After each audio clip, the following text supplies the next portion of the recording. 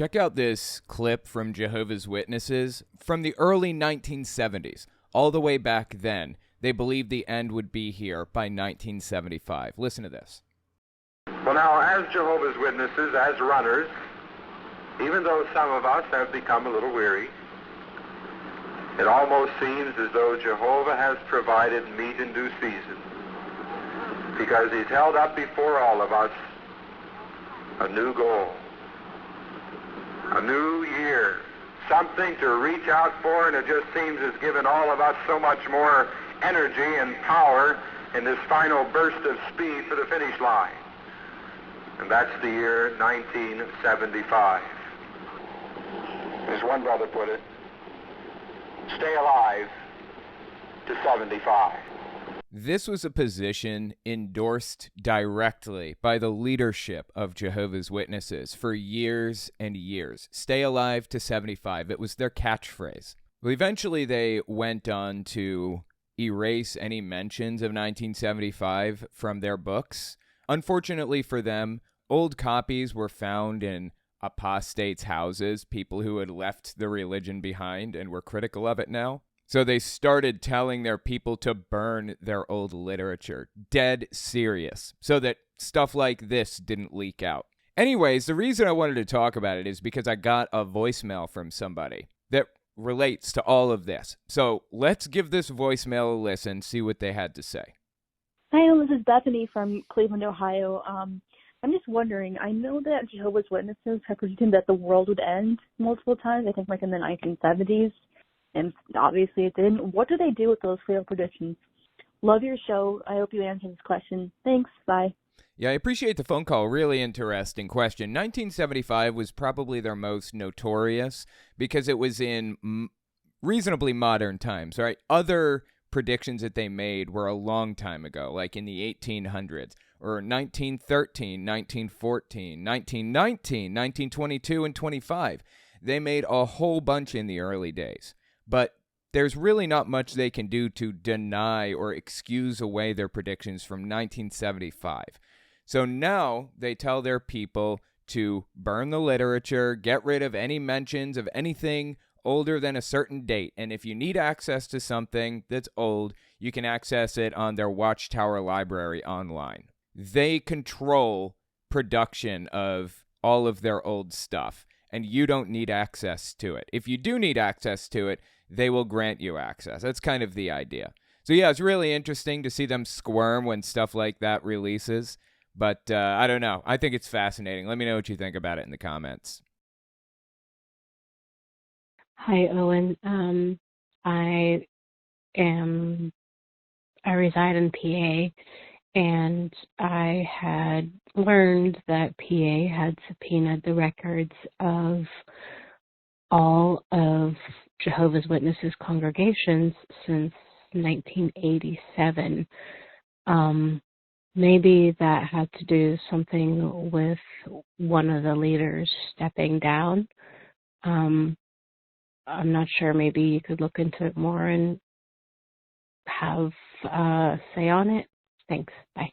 Yeah, I appreciate the phone call. It's a really interesting question. So if you're watching this 5 years in the future, Tony Morris, one of the governing body members of Jehovah's Witnesses, just got kicked out of the governing body. We don't know if he did it willingly. We don't know if he was fired or what, but he's no longer a governing body member, which is a really big deal. This has only happened a total of 2 other times, I think, maybe just 1 other time in history. And this last one, I think, happened in like 1980.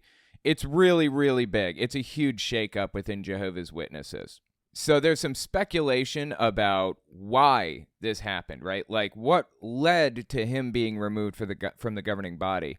And again, this is just speculation, so take all of this with a grain of salt. Some speculate it's because of what's happening in Pennsylvania right now, that Tony Morris maybe helped cover some of this stuff up. The Pennsylvania Attorney General is investigating Jehovah's Witnesses, and it's getting real right now. This is from February 2023, I believe. We're good? Well, good morning, everyone. We are here today to announce that the 49th Investigative Grand Jury has voted on and approved presentments for 5 individuals who have committed sexual abuse against children throughout Pennsylvania. These cases, as all of them are disturbing and sad. But this one, in particular, digs deeper. Because in this case, all of the defendants and all of the victims come from the same religious organization, the Jehovah Witnesses. Some of these defendants even used their faith communities to prey upon the victims, and others had to look no further than their own families. So this is a big deal, a really big deal.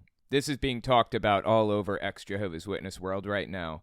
And Tony Morris stepping down or being fired or whatever from the governing body comes at a really suspiciously convenient time when this stuff is unfolding. Like a week or two after he leaves the governing body, these indictments come out. So I don't know. Like I said, it's all speculation. We don't know. But there is some convenient timing there. So let me know what you think. Got a message from David on my email system, my Contact Me form, which can be accessed from my website, owenmorgan.com. There's a Contact Me button along the top. That's how David contacted me in this case, and he sent me a link to a BBC article titled Hamburg Shooting, 7 Killed in Attack on Jehovah's Witness Hall. This is really devastating information. From what we understand, it's the news is still unfolding, but it sounds like it was an ex-Jehovah's Witness who did it. I have to say I completely disavow this. I would never, ever endorse anything like this. This is just really sad all the way around. It's just heartbreaking. Let's read the article. 7 people, including an unborn baby, have been killed in an attack on Jehovah's Witness meeting hall in the German city of Hamburg, police say. They say the gunman acted alone in Thursday's attack and later took his own life. His motives are unknown. The suspect, named only as Philip F., is said to have had ill feelings toward the religious community, of which he'd previously been a member. Videos emerged appearing to show him firing through a window of the hall. At a briefing on Friday, the police said 4 men and 2 women lost their lives. All the dead were German nationals. 8 people were injured, 4 seriously. A Ugandan and Ukrainian were among those hurt. Jehovah's Witnesses, as an organization, not as individual people, is absolutely terrible in every way. It's a destructive organization that intentionally sets out to ruin people's lives if they try to leave it. This is stated in their doctrine. If people leave, you must withdraw support from them entirely. You must stop talking to them. And if you don't stop talking to them, then you'll lose your connections to everybody you ever knew and loved, too. It's deeply destructive, but that doesn't excuse this type of behavior. There's no excuse for it. Aside from the fact that I don't stand for violence under any circumstances, that's all I really need to say, right? All I need to say is I don't stand for it, period. But if you need a reason to not do something like this, let me give you a logical reason, in addition to just standing against violence. Here's the logic. How many people in this Kingdom Hall that were attacked were physically in the religion, but mentally out of it and only going for the sake of reconnecting with their family members? How many people lost their lives absolutely senselessly? How many people's lives could you have ruined for absolutely no reason? You think that the Jehovah's Witnesses at this Hamburg, Germany Kingdom Hall are the source of your problems? They started as victims of mind control, and it ended as victims of violence. There's no excuse for this type of thing. Logically speaking, though I don't need a logical reason to denounce this didn't help anybody. In fact, it only poured fuel on the persecution complex that the Watchtower Society already builds into their people. So, thanks for nothing to the attacker. Thanks for nothing. Fa of the Q-Tube family, have you heard about what's happening at the Kingdom Hall in Germany? Heard he was an ex-JW, maybe snapped when shunned. Yep, I heard. So sorry to hear about this. There was an attack in Hamburg, Germany, I think. I was going to talk about this later. Might as well talk about it now. An ex-Jehovah's Witness went on a rampage, apparently, and hit a Kingdom Hall. And I think there are 6 or maybe 7 dead. I'm not super clear in the details. Nobody deserves this. Nobody. I don't wish death on anybody. I don't hate anybody for anything ever, okay? But if you need a little more motivation to see this as the evil that it is, just think about the fact that it could have been me in there. It just as easily could have been you. As a matter of fact, how many people didn't believe it anymore, but were just going so that they could regain access to a relationship with their family members, and they show up at the Kingdom Hall to try to rebuild the relationship with their family members, only to have it all taken away. How many ex-Jehovah's Witnesses were attempting to rebuild a relationship with the ones that died? This doesn't help anybody. It's truly deeply devastating, and I'm so sorry to hear that the Jehovah's Witnesses in that Kingdom Hall suffered the way that they did. This is international news, too, because this type of event does not happen outside the U.S. I know this happens constantly in the U.S., almost never in Europe. So it's all over the place right now. Again, I'm really sorry to hear what happened at that Kingdom Hall. Doesn't help anybody. And Jehovah's Witnesses, to top all of that off, the organization is going to use this to fuel their persecution complex for, hell, the rest of time, probably. Where, in reality, there's no reason to think that this is the result of persecution, hatred or whatever. Nobody deserves to be attacked this way. Nobody. I just wanted to put that on record. That being said, Jehovah's Witnesses as an organization still deserve to be criticized and still need to be called out for the wrongs that they perpetrate on society. So I'm not backing off. I'm going to continue to talk about the issues, surrounding Jehovah's Witnesses, despite what happened in Hamburg, Germany. But my hearts go out to the family members of the people that died in Hamburg, Germany. I'm so sorry to hear that. Nobody deserves that. And if you have ever considered something like this, please talk to somebody about it. This is not helpful, not going to help the movement, not good, and there's something wrong if these thoughts cross your mind. Anyway, thanks for the super chat. I appreciate that. There's like a split in the Jehovah's Witness community where, one half, or not half, but a small subset of ex-Jehovah's Witnesses want to be extremists and believe that this is deserved and stuff like that. And it's just sad, man. It's just straight up sad. Budman Buds, welcome. Curious, can you come back to JW's once this fellowship? Yes, it's called being reinstated, and the process is arduous. You basically have to continue to attend meetings completely separated from everybody else, not allowed to talk to them. They're not allowed to talk to you. They're not allowed to even look at you. You have to do that for 1 year, 12 months. Every single meeting you attend, every single meeting you underline your watchtower and you read your literature and study everything for 12 months, and then they'll review. My brother went through that review process 3 times. 3 years he did this. And, well, I guess 2 years because the 3rd review. So anyway, he did this for some really long period of time, and they never reinstated him. They never let him back in. Why not? Got me. Best thing that ever happened to him, though, in my opinion, not getting reinstated. Anyway, I've thought about going back and getting reinstated just so that I could have a relationship with my mom, and then I realized, oh yeah, my mom is absolutely terrible. Why would I want to do that? I haven't, none of my other family don't talk to me because of Jehovah's Witnesses. They don't talk to me for other reasons, like the fact that I'm to the left of hunting the homeless for sport. They won't talk to me for that reason. They're on the right, a lot of them.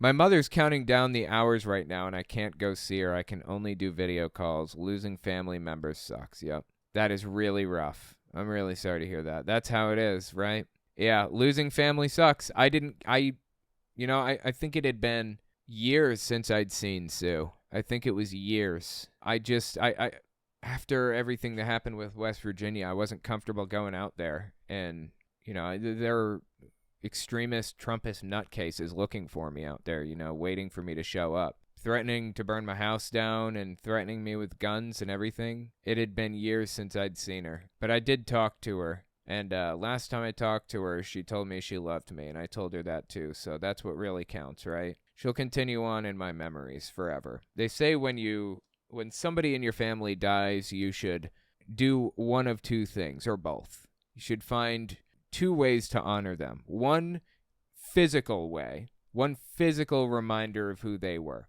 A picture, a hat that they wore, a blanket, I don't know, a scarf, something that reminds you of who they are. You should keep one item, and you should work in one tradition that they taught you. One specific thing that they did in their lives that you really put a lot of value in. Sue was generous. Sue would give you the shirt off of her back, to her detriment even. She would do anything for anybody. And if I incorporate that into my life and pass that tradition down to other people, to my kid might carry that on to their kid, and so on and so forth. They say you die twice. Once when you take your last breath, and once when somebody says your name for the very last time. But you can extend that life that person that meant so much to you has by working a tradition into your life that you can pass down to the people in your life. And by doing so, you will guarantee their effect on the people around you forever. Until the end of time, Sue will affect everybody in my family for the next 15 generations, because I'm going to do everything I can to make sure that the people in my life understand how important some of these qualities are. So keep a physical object, pass down a value, and then keep a specific tradition. Like, she used to play something called gag gifts for Christmas, where everybody takes a number and the last number gets a gift first. And they're just cheap, tacky little $2 items, And if you want, you can steal somebody's item and they get a new gift, or you can pick a new gift, and it goes all the way down until you get to number 1. That is a tradition that I could pass on, that I only ever played with Sue. So find a tradition, find a value, and find a physical item, and make sure that those things carry on to the end of time. That's how I deal with death. I hope things work out for you, Real Pumpkin J. I know what it feels like. I do. I know exactly what it feels like. It's not fun. Zinka Cat, my grandpa passed away 6 years ago. He was the only father I've ever known, and he taught me to learn something new every day. And that is a tradition or a value, or both, I guess, that you can pass on to somebody else, right? That you can pass on to the people in your life. And by doing so, your grandfather will live on. When my dad died, he was cremated, so I decided to turn his ashes into a deep red perfumed ink to write and make art with. Maybe it's too good for him, but it's not about him. It's about me. Wow, that's really interesting. I know. My dad, when he died, he didn't even get a funeral. He didn't even get a memorial service. Nobody cared enough to give him that. And, I've had my problems with my dad too, obviously. He's been the source of a lot of pain and difficulty in my life. But like he said, it's about you, not about him, right? And that would have been a good gesture for my dad. Maybe I would have done something like that if I had the option. I do have a little vial of my dad's ashes. It's small. It's just a little thing that goes on a necklace. It's in my headboard. Icy Spin, psychologically, I don't buy annoying ad products. Yeah, I never click on ads either. literally ever. But there are people out there that click them. And every time you click an ad on my channel or my website or my whatever, it's, it gives me money. It sends me money every time someone clicks it. So, or even sees it. Even seeing the ad sends me like a portion of what the ad buyer or ad seller sent to Google. Does YouTube Premium work against your ad revenue? YouTube Premium pays out a portion. So I think it's up to $15 a month now. I get a proportional percentage of whatever YouTube made from your subscription for watching my video. So if you watch, 15 videos 1 month and you paid $15, YouTube gets 55 cents, I get 45 cents, or the other way around, something like that. Ads are more lucrative for a YouTube channel, but generally speaking, Premium is just as good. I have Premium also for YouTube. I mean, it makes sense for me because YouTube is my life.